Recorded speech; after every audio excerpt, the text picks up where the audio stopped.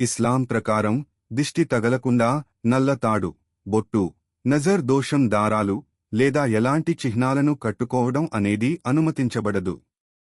Islamic దృష్టికోణం 1. అల్లాహ్ మాత్రమే రక్షకుడు.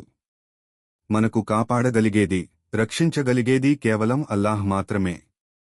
ఒక తాడు లేదా వస్తువు రక్షిస్తుందని నమ్మడం అంటే అల్లాహ్కు భాగస్వామిని చేయడం షిర్క్ అవుతుంది.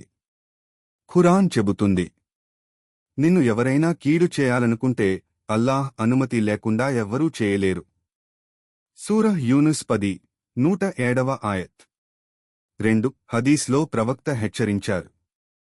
ప్రవక్త ముహమ్మద్ అన్నారు, ఎవరు ఏదైనా వస్తువును కట్టి దాని ద్వారా రక్షణ కోరతారో అల్లాహ్ అతన్ని అదే వస్తువుపైనే ఆధారపరిచేస్తాడు. హదీస్ అహ్మద్, హకీం. అంటే నల్లతాడు, బొట్టు, తావీజ్ వంటివి మన రక్షణగా నమ్మితే మన విశ్వాసం అల్లాహ్పై కాకుండా ఆ వస్తువుపైనే ఉంటుంది. 3.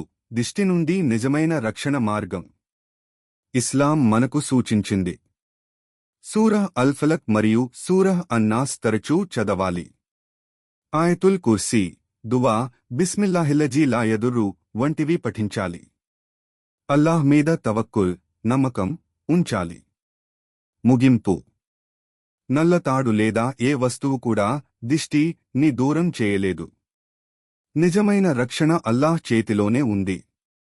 అల్లాహ్ పేరు తీసుకోవడం, ఆయతులు చదవడం, దువా చేయడం, ఇవే నిజమైన ఇస్లామిక్ రక్షణ మార్గాలు.